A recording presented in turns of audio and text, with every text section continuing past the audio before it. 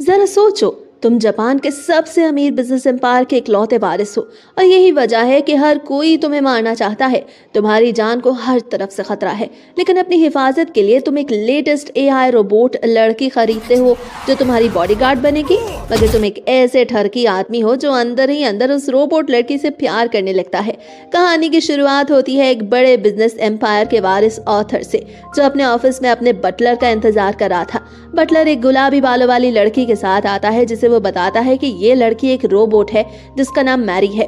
काफी टेस्ट के बाद वो लोग आखिरकार एक ऐसी रोबोट बनाने में सक्सेसफुल हो गए जिसे आर्थर चाह रहा था। आर्थर उसे देख के हैरान रह जाता है कि ये रोबोट कितनी ज्यादा इंसान जैसी लगती है, चाहे रोबोट कितनी भी असली दिखे। आर्थर सोचता है कि उसे थोड़ा पास जाके देखना चाहिए। तभी अचानक कमरे की घड़ी ब्लास्ट होती है और धुआं छा जाता है। आर्थर का असिस्टेंट फौरन उसकी तरफ दौड़ता है, मगर शुक्र है आर्थर को कोई चोट नहीं लगती। आर्थर कमरे को स्कैन करता है ये समझने के लिए कि क्या हुआ। वो ये देख के हैरान था कि मैरी ने एक्सप्लोजन के दौरान बिल्कुल भी रिएक्शन नहीं दिया। ना वो डरी, ना हिली, ना ही उसने अपनी पलकें झपकाई। तब आर्थर की नजर सफाई करने वाले पे पड़ती है जो पास से गुजर रही थी। आर्थर उसे रोकता है क्योंकि वो ही क्लीनर थी जिसने घड़ी बदली थी। गार्ड्स फौरन आगे बढ़ के उसे पकड़ लेते हैं, जबकि वो चिल्लाते हुए कहती है उसे मजबूरन ऐसा करना पड़ा। अब गार्ड्स एक्शन में आते हैं और आसपास छुपे सभी असैसिन्स को ढूंढ निकालते हैं। कुछ देर बाद आर्थर को एक फूल भेजा जाता है, लेकिन उसमें भी एक नाइफ छुपी हुई थी उसे मारने के लिए। अब हर तरफ से आर्थर की जान को खतरा था। वो गुस्से में बोलता है कि उसे इंसानों से नफरत है क्योंकि लोग हमेशा लालच के चक्कर में दूसरों को नुकसान पहुंचाते हैं। इसी वजह से वो मशीन्स पे ट्रस्ट करता है, इंसानों पे नहीं। आर्थर के पूरे खानदान में सब उसे नफरत करते हैं क्योंकि वो एक नाजायज बच्चा है जो एम्पायर का मालिक बन गया। यही वजह है कि उसकी जान हमेशा खतरे में रहती है। मैरी चुपचाप कमरे के कोने में खड़ी रहती है, जबकि आर्थर गुस्से में बोलता है कि उसे झूठ बोलने वालों से सख्त नफरत है और जो कोई भी आर्थर से झूठ बोलेगा वो उन्हें खत्म कर देगा। मैरी मन ही मन में सोचती है कि वो तो बहुत बुरी फंस गई। आर्थर को पता नहीं मैरी असल में रोबोट नहीं बल्कि एक असली लड़की है जो कि आम इंसानों से ज्यादा स्ट्रांग है और एक मार्शल आर्ट्स एक्सपर्ट। उसके माँ बाप को कर्ज चुकाने के लिए उसने मजबूरन ये काम लिया और रोबोट मेड बनने का नाटक कर रही है। तभी आर्थर कहता है कि वो मेड के साथ अकेला रहना चाहता है। ये बात मैरी को डरा देती है क्योंकि अगर आर्थर को उसकी असली सच्चाई पता चल गई तो उसकी मौत पक्की है। आर्थर उसके पास आता है और मैरी बिल्कुल सीधी खड़ी रहती है, हिलती तक नहीं। आर्थर समझता है कि वो असली रोबोट है और खुश होके एक छोटे बच्चे की तरह डांस करने लगता है क्योंकि उसे फाइनली वो मिल गया जिसे वो ढूंढ रहा था। अगले दिन वो बटलर जिसका नाम रॉय है और जिसे मैरी की सच्चाई पता है, मैरी से कहता है कि उसे आर्थर के साथ अकेडमी जाना होगा क्योंकि उसकी जान खतरे में है। मैरी भूख से परेशान होती है और जब आर्थर बाथरूम में जाता है तो वो बटलर का सैंडविच भी चुरा के खा जाती है जैसे कोई बहुत भूखी लड़की, क्योंकि मैरी रॉय के सिवा किसी और के सामने कुछ नहीं खा सकती थी, वरना उसका झूठ पकड़ा जाएगा। बटलर दुआ करता है कि मैरी सेफ रहे क्योंकि अगर आर्थर को उसकी असली आइडेंटिटी पता चल गई तो उन दोनों का अंजाम बुरा होगा। स्कूल जाते वक्त रास्ते में आर्थर मैरी को अपना स्केड्यूल बताता है और कहता है कि स्कूल में इंसानों की तरह बिहेव करे। मैरी हाँ करती है, लेकिन रास्ते में दो लड़कों से टकरा जाती है। वो फौरन माफी मांगती है, लेकिन दोनों उसका मजाक उड़ाने लगते हैं कि वो रोबोट जैसे बिहेव करती है। मैरी को फर्क नहीं पड़ता क्योंकि वो ये बचपन से सुनती आई है। उसकी माँ हमेशा कहती थी वो इमोशनलेस है, उसके चेहरे पे एक्सप्रेशंस आते ही नहीं। तभी पीछे से आर्थर आ जाता है और दोनों लड़के उसे देख के भाग जाते हैं। मैरी आर्थर को शुक्रिया कहती है और वो उसके सर पे हाथ रख के कहता है कि मैरी का सीरियस चेहरा उसे क्यूट लगता है। ये पहली बार है जब किसी ने ऐसी बात कही, इसलिए वो अपनी खुशी छुपाने की कोशिश करती है। उसी दिन बाद में आर्थर अपने सुतेले भाई मेनार्ड से मिलता है। दोनों ऊपर ऊपर से एक दूसरे से अच्छे तरीके से मिलते हैं, लेकिन अंदर ही अंदर एक दूसरे से नफरत करते हैं।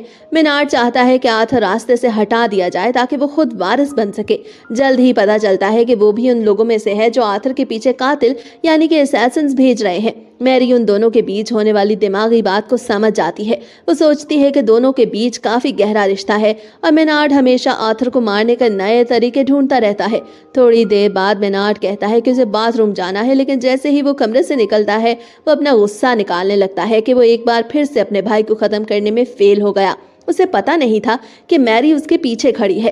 जब मैरी उसे अचानक से पीछे दिखाई देती है तो मेनार्ड की हालत ही खराब हो जाती है। मेनार्ड पूछता है तुम कौन हो? मैरी आराम से कहती है वो एक रोबोट मेड है। मेनार्ड उसके करीब जाता है कंफर्म करने के लिए और बिल्कुल आर्थर की तरह वो भी यकीन करता है कि मैरी इंसान नहीं यकीन नहीं होता कि दोनों इतने बड़े बेवकूफ हैं। मैरी कहती है कि वो कुछ चीजें इंसानी कर सकती है, जैसे मुस्कुराना। डेमो देने के लिए वो एक भूत जैसी स्माइल करती है। ये देख के मेनार्ड इतना डर जाता है कि सर पकड़ के वहां से भाग जाता है। बाद में मैरी आर्थर के कहने पे उसके कमरे में जाती है। आर्थर उसे कहता है कि वो उसकी गोद में सर रख के लेटना चाहता है और मैरी मान जाती है। पहले तो मैरी की गोद में आर्थर बच्चों जैसा बिहेव करता है। फिर आर्थर कहता है कि उसका मकसद स्ट्रांग बनना है क्योंकि उसके पास कोई नहीं, वो अकेला है और सब लोग उसके खिलाफ है।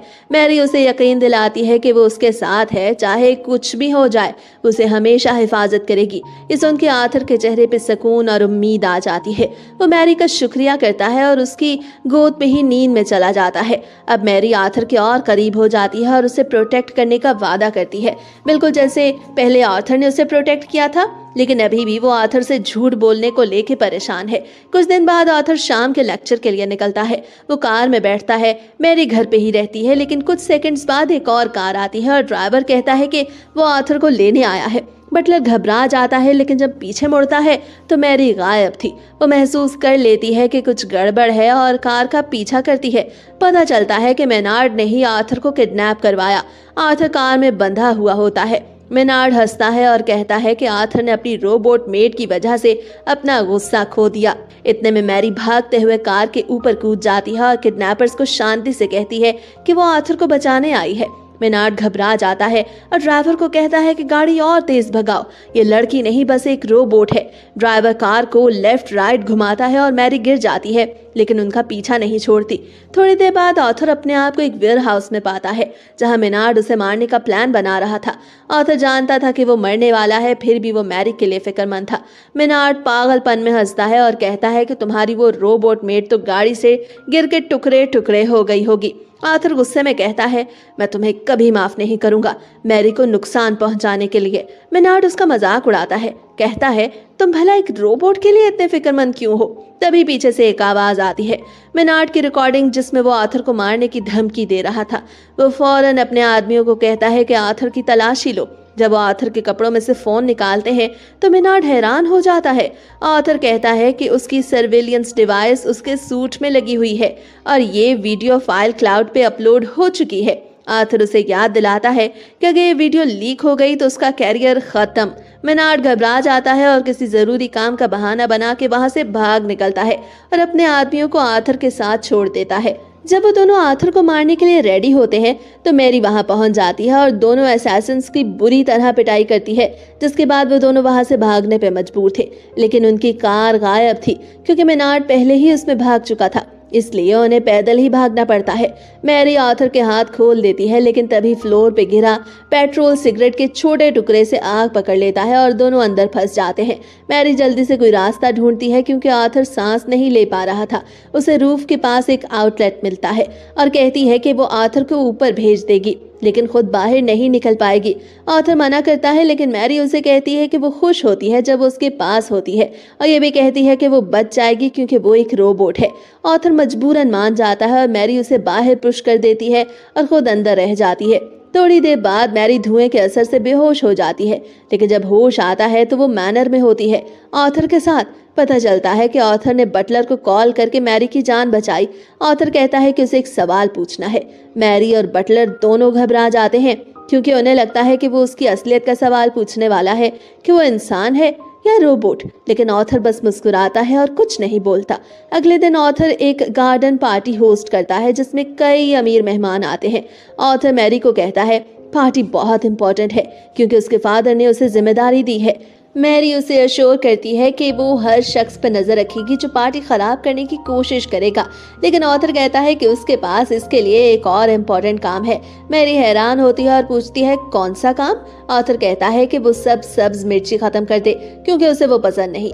कुछ देर बाद आर्थर के फैमिली मेंबर्स कार्ल और शार्लेट आते हैं। शार्लेट कहती है कि आर्थर बाकी दिनों से आज ज्यादा खुश लग रहा है और पूछती है कौन है जो उसे ये खुशी दे रही है। आर्थर फखर से कहता है कि मेरी रोबोट मेट। शार्लेट मैरी को घूरती है, जिससे मैरी समझ जाती है कि शायद उसका राज खुलने वाला है। रॉय फौरन मैरी को वहां से ले जाता है, कहते हुए कि चलो मैरी, अब बर्तन इकट्ठे करने का वक्त है। मैरी अपनी ताकत दिखाती है, एक साथ बहुत सारे बर्तनों का लोड उठा के, और सब लोग उसके काम से इम्प्रेस हो जाते हैं। और जब शार्लेट की बिल्ली ग्लास तोड़ने वाली थी, मैरी उसे पकड़ लेती है, सबको हैरान करते हुए। बाद में मैरी मेंशन के आसपास पहरा देती है और देखती है कि एक आदमी छुप के बॉम्ब लगाने की कोशिश कर रहा है ऑथर को उड़ाने के लिए। मैरी फौरन उसे पकड़ के उसकी जोरदार पिटाई करती है और डिटोनेटर तोड़ देती है। मैरी यहाँ रुकती नहीं, गुस्से में वो उस आदमी को गार्डन मेज से जोर का किक मार के सीधा पार्टी एरिया में गिरा देती है। सब मेहमान उसे देख के डर जाते हैं। पहले तो सबको लगता है कि मैरी का सिस्टम खराब हो गया है। सब चिल्लाने लगते हैं कि ये लड़की पागल हो गई है और पार्टी बर्बाद कर दी। मैरी शर्म के मारे जमीन पे गिर जाती है, सोचती है कि उसने सब कुछ खराब कर दिया।